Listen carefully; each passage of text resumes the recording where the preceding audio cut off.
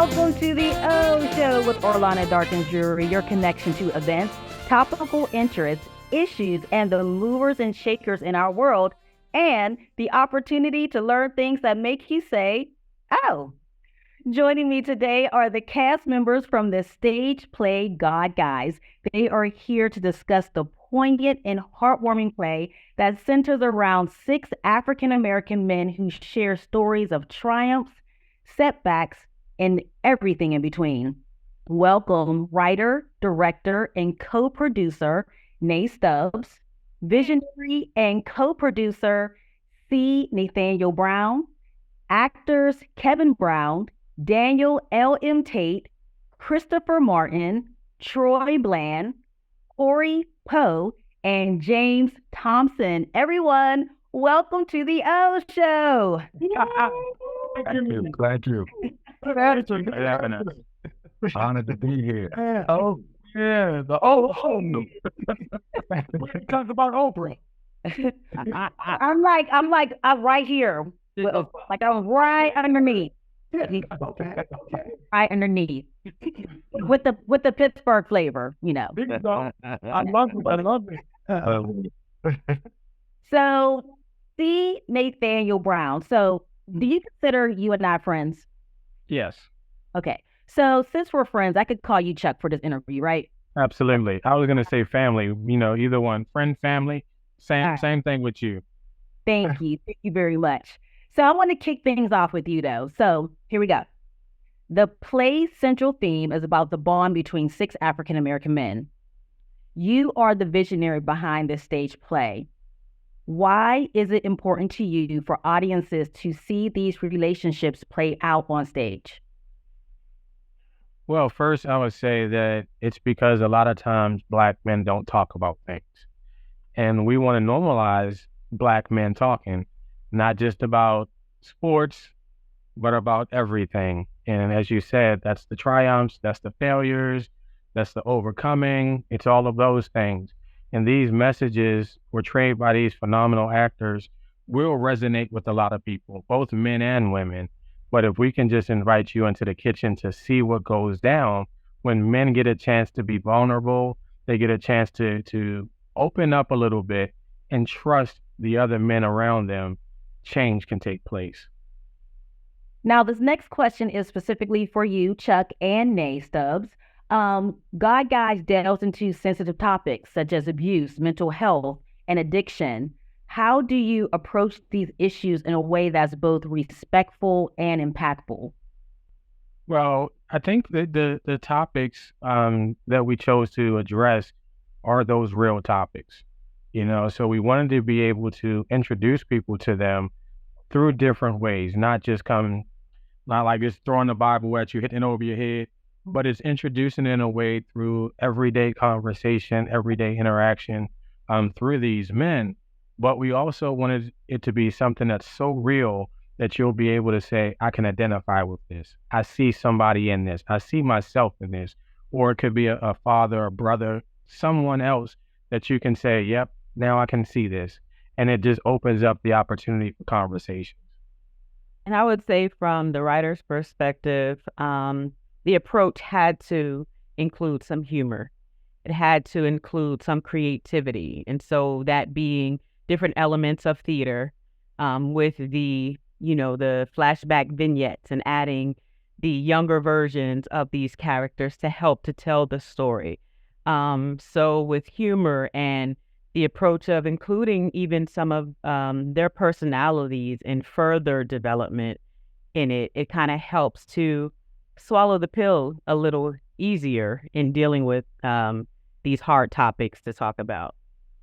Now, Nay, we mentioned that you are the writer and director of the play. So was it difficult for you to develop a script that would resonate with the all-male cast? I would say it wasn't. We're like, no. It wasn't difficult. You know what? I used to make jokes. Well, I still do say it at times that I'm the only son my dad ever had. But there's 2 of us, me and my sister, and so he never my mother didn't birth any boys, but being a daddy's girl, I would have to say I paid more attention to my dad and what was going on with my dad. And so, I have more male companions as friends, I'm saying, my brothers that I would say. And so I'm not gonna say I'm a man, but No, we're not gonna say that. yeah, please don't. But I paid it. You know what I'm saying? I paid more attention than I thought, and maybe I didn't know how much attention I paid until I had to really write about it. But it was easier than I would have expected. I never gauged writing about women versus writing men and the difficulties of any of it. But I'm a people watcher. I'm a situation watcher. And so it's easy for me to write about situations, for me to write about people. You know what I'm saying? So this was pretty easy. All right, great. So tell me if I'm correct in this. So the show debuted last year in Atlanta, correct? No, it actually debuted in 2022. Okay. But it was so successful, you guys relaunched it last year in Atlanta. Right. Okay. Yeah. So each show, I understand, was a sell-out success. So much so, again, like I said, so it started in 2022. You had to bring it back in 2023. So what do you credit to the success of the stage play? I think some of is that question for me and Chuck? Anyone that wants to answer it. I think some of the actors should answer that, because I think they have had an opportunity from the perspective of an actor, as well as some of them as the audience members, and even being able to apply it to their performance. I think it would be better for them to enter. Okay, But not at one time. In age before beauty. I believe the production is written so well that it's almost as if you're eavesdropping. Had folks come up to me in Atlanta and say, "Were you ad-libbing?" Now, there may be some freedom to add some things, but we stuck pretty close to the script. It's written so well that it flows, and it draws, as an audience member, it pulls them in. It draws them in. And it's cast so well that the actors actually fit the character so well, as if it was written in reverse. That, okay, I'm gonna write this about Tate. No, I'm gonna write this about Jay. No, I'm gonna write this about Chris. But they just fit so well into those characters that they're playing, as if it was handwritten directly for those particular individuals. It's just so well written, in my opinion. So Kevin Brown, you play Pops. Indeed, I play Pops. Okay. Yes. And can you tell us a little bit about him? Pops is that brother that you see in the neighborhood, maybe feeding pigeons or talking to somebody in the street, talking to the kids, engaging the community. He believes in that old adage that it takes a village. He not only speaks it, but he lives it. He never married, never had children of his own, but he sees the children in the neighborhood as his. And he feels that responsibility towards those individuals to elevate them, which me personally, as Kevin, that's important to me. I've been on this planet for almost 70 years, and I'm still waiting for us as Black people, even though this play has a universal appeal. People of all ethnicities want to be able to connect with one another, regardless of who you are, or irregardless of who you are. But we as a people, we need this so much. I was just listening to Cat Williams destroying other comedians. And why do we do that? Why are we always trying to, that crab in the barrel mentality? I want to see us elevate. I believe that we were the original people, but we don't act like it. They say that Black Americans are the most evolved Africans on the planet, but we still have not evolved to a point where we are producers and not just consumers. And we have yet so far to go. And that's my goal, to see us elevate. And I think Pops wants to elevate these young men, and they do. I don't want to give anything away, but they become extremely successful young Black men in spite of their beginnings. So and that in itself is a gem to see that evolution of Black men who drop the barriers to speak to each other, to hug each other, to touch each other. You know, my father died when he was 90 years old. He told me probably in the last year of his life that he loved me. Okay. That's something that we don't do. We don't tell each other that we love each other. You have brothers even today who will walk past each other and won't speak and will just grin on each other with, as if they are the enemy. And it baffles me. I don't understand it. And for a female to write from this perspective about something that is so direly needed within the Black community, I've got to applaud her, And I think that is one of the keys to the success of God Guys. Yeah. Anyone else want to chime in on what you credit the success of the play? I can chime in on it. I would say it's the message or messages. I was one that actually saw the play the first time that it was out, and I felt something from the play before I saw it so bad to where when the ticket sold out, I actually reached out to Chuck and asked them if I could work so that I could see the play. And what I got from it actually made me reach out to Chuck and say, hey, man, if anything happens and somebody needs to drop out of this thing, I would love to be in it to portray said messages. Being a Black man himself that actually comes from a tree of therapy and of asking for help from other Black men and trying to unite Black men, I just saw a lot in it. And I just wanted to be a part of the message that was going out. And that's what I think is the most appealing, because every time it's been shown, people have left spreading the message.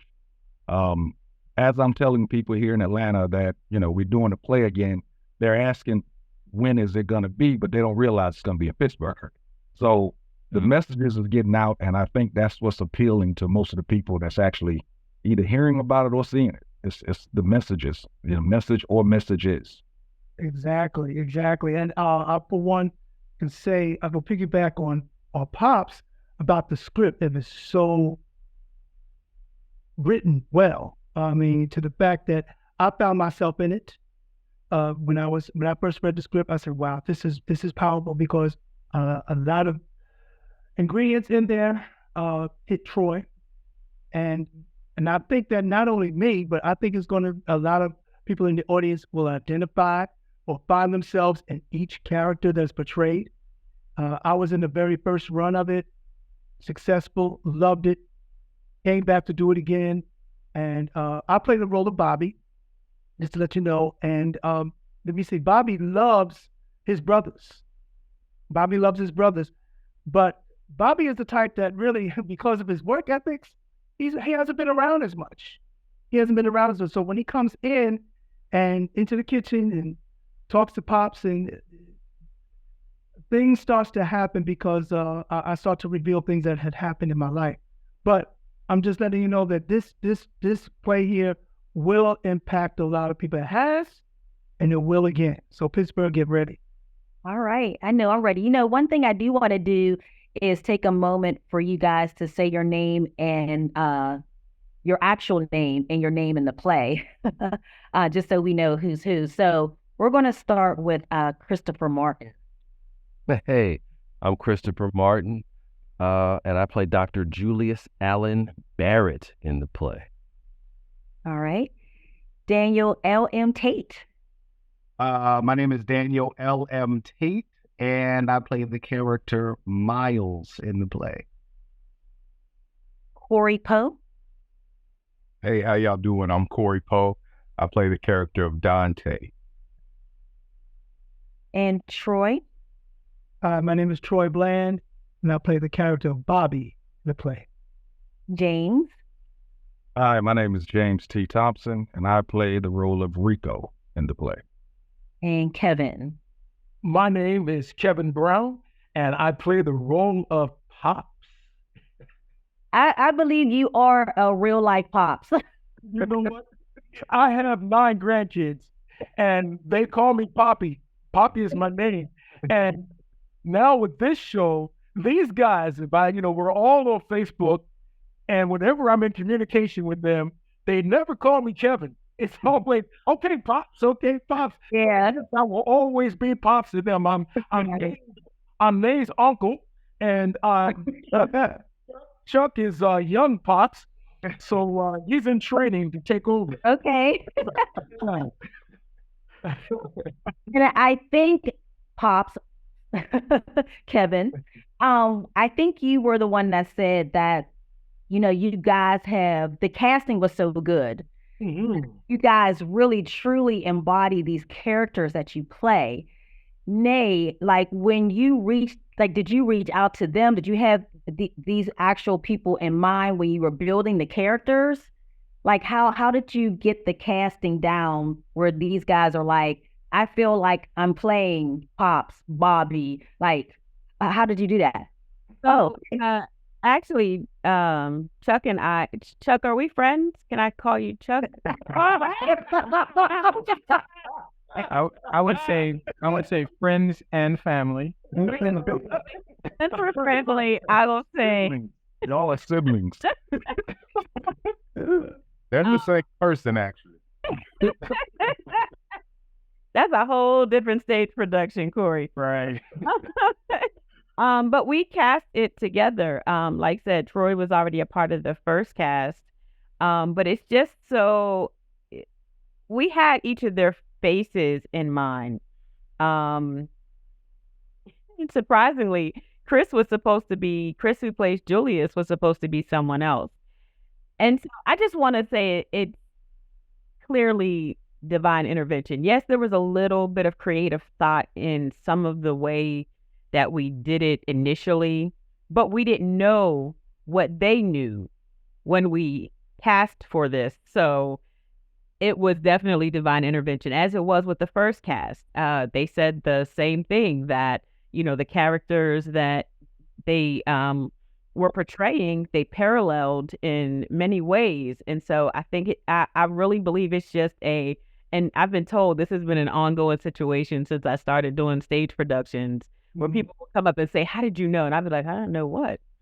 And they're saying, this is my story. So I really just believe it's favor, and it's a given. It's a gift that God has allowed me to partake in, where I've never had a bad casting situation ever, where somebody can say, I didn't believe that person in that part, or that part wasn't them. It just has always worked out, for me. And so in this, when we cast it together, Chuck had a couple of people in mind, I had a couple of people in mind, and it just all came together. Christopher, did you have something you wanted to add? Yeah, and she touched on it about the casting of this, and much like James, I came and saw the play.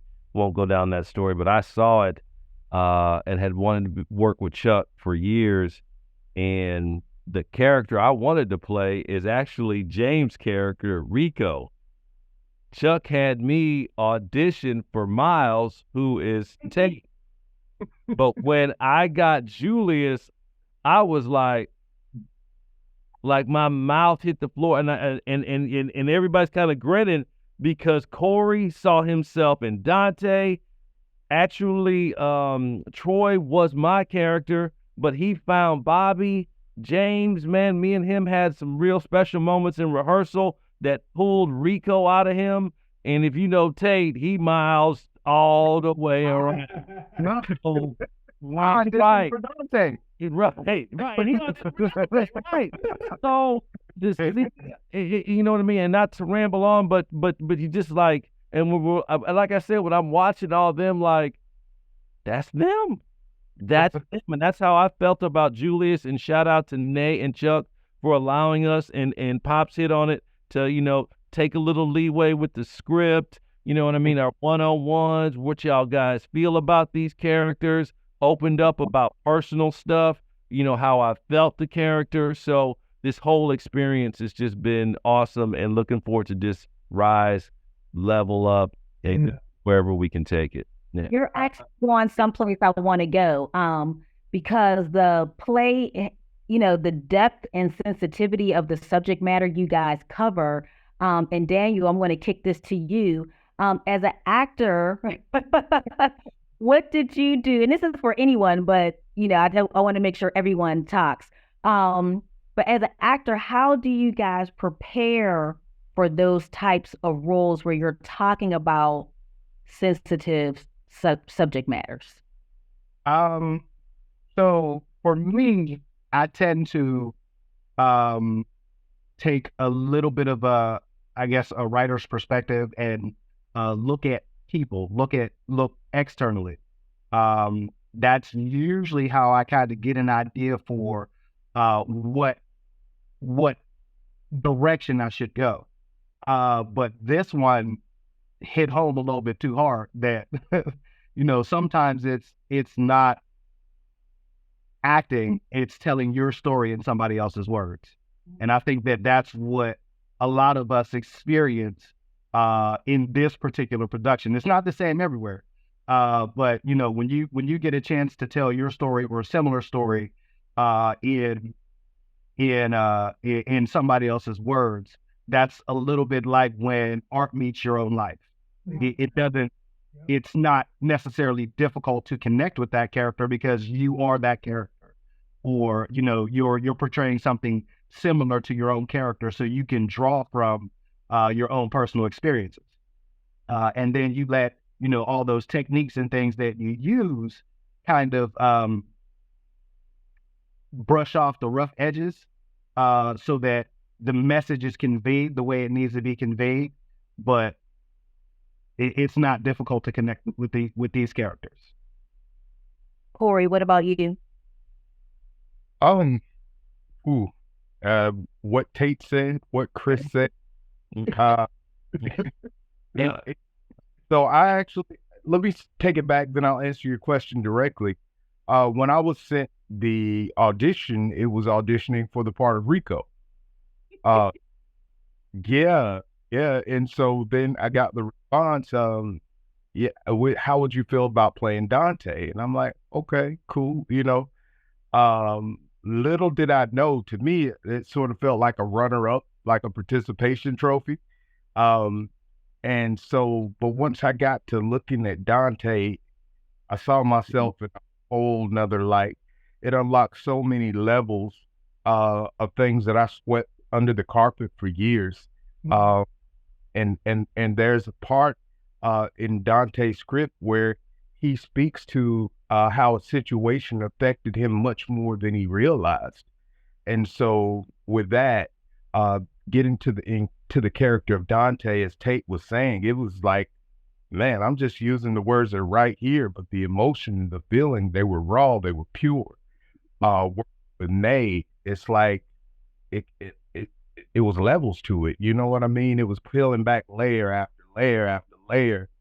And so it's definitely been life-changing for me. So if it's been that way for me, I'm just sure that it's been that way for the viewers. They don't get the coaching. Absolutely. Even with that being said, that we're all called to be those coaches, though. Realize and see the potential, that raw, untapped talent in people, and call those things forth. That's exactly what my experience has been working with you all, especially Nate and Chuck. I'm just I feel like I'm more complete for this project. So when we say there are good things in life, it's definitely a God thing. It's definitely a God thing. I have to say something there.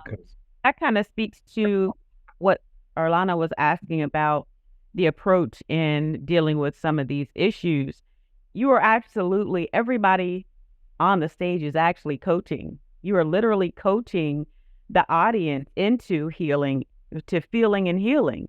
You are coaching them to give themselves permission. I mean, Pops is coaching throughout the whole piece, coaching you guys into, freeing yourselves up and then turning it on the audience. So yes, they do. They absolutely do get the coaching, and they did that. I gave it to you all, and then y'all gave it. That's no. It's an ongoing situation. It's an ongoing cycle of feeling and healing. So you're definitely coaches. I know one of the things you're doing, you are intentionally putting this play in front of young Black males. Why and what do you hope the impact will be? The why would be because it's necessary and needed. The hope is that, again, elevation. That, I forget who said it, but we kill each other because we don't see the value in each other. Yeah. I hope that they walk away seeing value in being a Black man.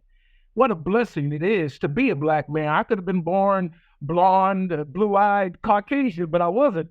I'm a brother, and I have a responsibility to other brothers, to get them to a place where I believe it's a divine order where we should be. And hopefully that they walk away with a renewed sense of who they are and see themselves that the mirror image is something that they see kingly and divine. So that's what I hope that they walk away with. And it's, again, at the risk of being repetitious, it's necessary and so needed. And I could say, too, that I would like them to walk away and saying, I see myself in you. I see myself in that character. Not everybody, not all Black men are selling drugs. There are successful Black men with successful jobs, successful careers, but they have some internal issues. And I could say, I grew up in a single parent home. I grew up with a dad that wasn't there. So in my story, I want someone to look at and listen to what we're saying and said, I've been there. I've done that. Well, where can we go from here? And every character that is portrayed, somebody in the audience is going to see themselves in it. And not only that, but find some healing in it. I think another thing. Go ahead, Chuck. You can go real quick, Chris. I think another thing that's important about reaching these young Black men now at an early age is because a lot of these characters had issues at younger ages, and it was 30, 40 years before they started dealing with them. We don't have that kind of time. So if we get them started now, and we let them know, hey, you're not the only one that's been through something or going through something, reach out to someone, talk to someone, and then get those issues dealt with. So that's the feeling part, and let the healing process begin as well. And the sooner we can do that, the better, because this generation needs it. Christopher? Yeah, what I was going to say is, outside of the play and the message, the experience, we talking about young Black males and the culture, coming to the O'Reilly Theater, seeing, guys who are, somewhat regular guys, so to speak, but living their dream, acting, seeing a great theater, coming downtown to Pittsburgh, and just showing them something different than what they may see on a daily basis, and let them know that that's real, that I could be an actor. I may want to, come work at the theater, whatever that may spark outside of the message and the internal, mental things that we go through, just that experience. I remember going to the Dallas Symphony and, going to all those type of things on field trips as a kid, and what it opened my mind to. I couldn't play the violin to save my life, but, I knew what it was to dress up and go to the Dallas Symphony. You know what I mean? And just that experience, whatever kid sees that and takes the message along with the play, is that much more that we add to their life. And I'm looking for that too as well. I love it. And the play is open to everyone, correct? Yes. So to come down, is there an age limit? Because again, we're talking about sensitive matters. So if it's children, is there a minimum age? I mean, we haven't given a minimal age. You know your children. You know what they can handle. As Chuck was saying, of course, we want to get them at a younger age because trauma doesn't wait for you to grow up.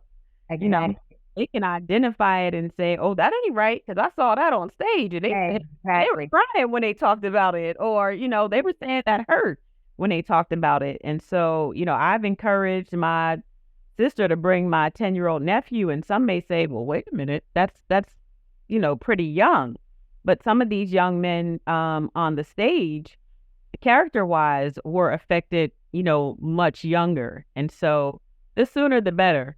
Is what I'm saying. There's no profanity. It's not obscene.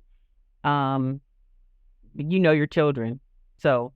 And some 10-year-olds, they've received more than this on cable TV. Right. Facts. Nothing that's gonna be shocking. I just saw somebody brings babies in arms because a crying baby is a killer for a show. I know if you have an issue with babysitter, when I see people bringing in babies in strollers, I'm like, oh no, but hey. We have a few minutes left. Before we share where to buy tickets, where the show is going to be, are there any closing thoughts from each of you? A key message, a word that you want people to walk away with, a feeling that you want to share before we close out? You're not alone. You're not alone. That's all I want to say. You're not alone. Yeah. I wanted to circle back to the question about getting them in early. And I think this applies to pretty much everything that was said. It's going to be easier for us to get a hold of these young people now and help them along than it will be to fix them as adults. And I think that's the major encourager to get them in early, and get these issues in front of them so that they can identify them, so that, if they haven't been able to say something, this gives them a voice, or I like to say about my kids, it gives them the words that they can use to be able to seek out that help. Yeah, Troy's right though. You're not alone.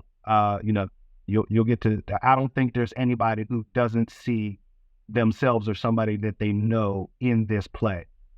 And so we're going to see the things that you haven't had the opportunity to say or haven't been able to say.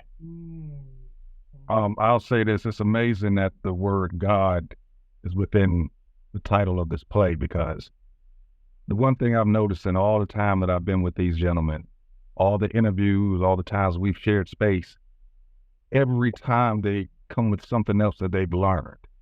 So this is not something that we're forcing on people. This is something that was actually put on us to put out to people in a different way, because most people are not, so a lot of people don't hear God. Sometimes they have to hear God through something else. And I really truthfully believe that this production is a vessel. Just listening to today, the way we all came together, I didn't know these stories about some people being, it's almost like Cat Williams and Ricky Smiley. I came in interviewing, casting for Pops. And then I ended up at True. This is true. So it's almost, we could all get up, go and sit on Shin Shay's thing and say, yo, man, something that came from God. I mean, my character, real quick, I was a late bloomer in it. I fought it the whole time. It took Nay and Chuck to really make me go all the way down deep and recognize that there was a lot of my character in me. I seriously believe this is all God. Period. Corey, anything? They're the kitchen for y'all. Corey next.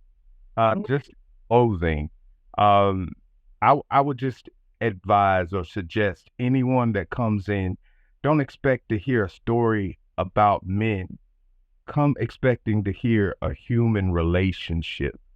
I believe if you're able to do that, you don't miss the messages that are just packed into each an individual life that represents on stage.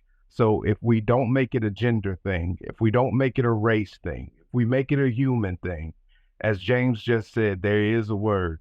There is a word from God in that thing. That boy good. And give Either Hayes close it out right every time, don't you? And I want to, yeah, man, great sentiment, Corey, along with everybody else who shared. In my 2 cents as we close, there's a wide range of emotions in this play. You're gonna laugh. Some of you are gonna cry. And what Corey said, I'll piggyback on because it's a human story. It's 6 black men, but this can relate to Latinos, women, young kids, whatever. You're gonna feel the emotion, and what we ask you as actors in it, bring your emotion, because this play has been done twice. I did the Q&A after the first one. It was a healing session. There were women in there talking about being a single mom. Can you help my son? After the second play, the second run that I was in, we didn't have a Q&A, but people were coming out of the crowd asking us, telling us, you touched me here, you touched me there. So bring that energy, bring an open mind, an open heart, come to a great night of theater and really, really feel these words that Chuck and Nay have instilled in us to act out, move you, and perhaps get you some help or somebody you know, spur them on to do the same thing. I love it. And you know what? James mentioned the title of the play several times. Nay, tell us the tell us the meaning of God, guys. Because remember when I first saw it, I was like, oh, it's about God. And you guys are saying, and you're like, well, no, that's not where we got the title. So for those watching and listening, what is God, guys? I'll let Chuck answer that because the term actually came from him. Okay. So the original group of men who were part of the first run, we used to get together for lunch and talk. I called them God guys because we were like God brothers. And so that's where the title comes from. It's not a religious play. It's not God-centered in terms of scripture, but it is in terms of the love amongst these group of men. But that's where the title came from. And I'll just say as my closing remarks, if you will, thank you, Orlana, for this opportunity to come and talk with you. It's always a pleasure. Thank you to you and your husband and the Shine Network for sponsoring and being a part of what we're doing, because I know how much you love to be able to impact the community. So thank you for that. And then the last thing that I'll say is, as a part of the first cast and then transition away from it, I told these guys already, I'm not going to cry today. And they don't say, you're going to cry. I'm not going to cry today. But initially, I didn't know what to expect. The first rehearsal that we had, I just cried. And I said, you know what? I have no worries, because these amazing men are just phenomenal, and I knew they would do a good job. Then after we did the first run, I was like, I want to get back in. I want to get back in. And that's how much power they have on stage. They make you want to be a part. They make you want to look at yourself. They make you want to have those conversations. And that's what's so powerful. And finally, our fantastic writer and director. He muted himself. You did it yourself. On purpose? We can't hear you. You did that on purpose. Oh, wow. Stop. Is he trying to be funny? We couldn't hear you at all. You muted yourself. That's because somebody was calling. They was like, I want to hear all about what you talk about. No, I just said that, the crew or the cast is phenomenal. Our amazing director did a good job of pulling everything together, and the people are going to see and experience everything that we worked so hard for them to get through this production. So thank you again. And sorry for somebody trying to get in on our conversation. I congratulate Orlana just as the female of the crew, um, you know, there's a lot of conversation about the disrespect of Black men towards Black women and how they see us and how we don't respect how they see us or what have you. But never been a disrespectful moment amongst these guys. I just want to thank them publicly. It's never been a question as to how much they respect me and what I do. And they've never, seen me as lower as a woman. You know what I mean? They came in, said, where's my mark? And then helped me get better on my mark. And that's huge, from the commentary, that's huge for a Black man to ask a Black woman, help me get better on my mark. So I appreciate that on so many levels, that you trust me in that way. And in turn, I trust you with these words. So Guys will debut in Pittsburgh at the O'Reilly Theater, downtown Pittsburgh's Cultural District. It's January 13th. Yeah, I thought so. I can't write that down. So it's January 13th. Tickets are available by visiting godguyspittsburgh.eventbrite.com. Again, that's January 13th at the O'Reilly Theater downtown, which is a beautiful theater in Pittsburgh's Cultural District. And again, tickets are available by visiting godguyspittsburgh.eventbrite.com. Writer, director, and co-producer Nate Stubbs.